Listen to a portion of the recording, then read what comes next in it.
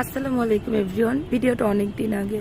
প্রথমে বলে নিই, আমার ভয়েসের অবস্থা খুবই খারাপ। অনেক দিন আগে আমরা দুই বান্ধবী ঘুরতে গেছিলাম। সময়ের অভাবে আসলে ভিডিওগুলো আপলোড করা হয়নি।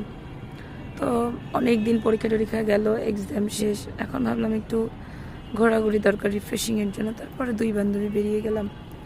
এই আর কি, রিক্সায় করে কথা বলতে বলতে গল্প করতে করতে পৌঁছে গেলাম ভাঙারপাড়।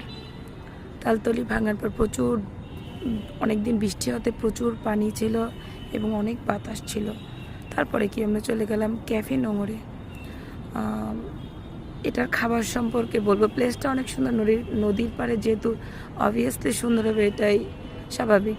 আমরা ভিডিও করলাম, ছবি টবি তুললাম, দেন খাবারের অর্ডার আগেই দিয়েছিলাম। অনেস্টলি যদি খাবারের রিভিউর কথা বলি, একদমই ভালো না, কারণ আমাদের এখান থেকে ওইভাবে ভালো দেওয়া হয়নি, যেটা সেই জন্যই বললাম। এখানে খাওয়া দাওয়া করতে করতে প্রায় সন্ধ্যা, খাওয়া দাওয়া শেষ করলাম। মাঝখানে দুই বান্ধবী প্রচুর গল্প করলাম।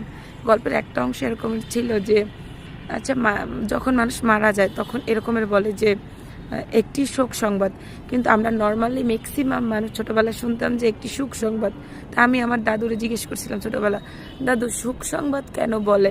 তো দাদু বলছিল এটা সুখ সংবাদ না, শোক সংবাদ। তো আমার বান্ধবীরা জিজ্ঞেস করলাম, বান্ধবী একই কথা বললো যে দেখ, আমিও ছোটোবেলায় এটাই শুনতাম। তাই আমার মনে হয় ম্যাক্সিমাম মানুষ এটাই শুনতো। তারপরে ছবি টবি তুললাম, খাওয়া দাওয়া করতে করতে প্রায়ই সন্ধ্যা। এখন আমাদের চলে আসার বেলা, আমরা চলে যাব। এর মধ্যে বাইরে তাকাই দেখে এত সুন্দর একটা চাঁদ, নদীর উপরে এত আলো ঝলঝল করতেছিল, এত সুন্দর করতেছিল। ভাবলাম এটার একটু ভিডিও নেওয়া যাক। তারপরে আমরা কি আর করবো, দুই বান্ধবী গল্প করতে করতে হাঁটতে হাঁটতে চলে আসছি। আসার সময় ভাবলাম চল একটু হাঁটতে হাঁটতে গল্প করতে করতে চলে যাই, কারণ ওর সাথে আমার এরপরে আর দেখা হবে না অনেক দিন। তার জন্যই আমাদের এই ঘুরতে যাওয়ার প্ল্যানটা ছিল।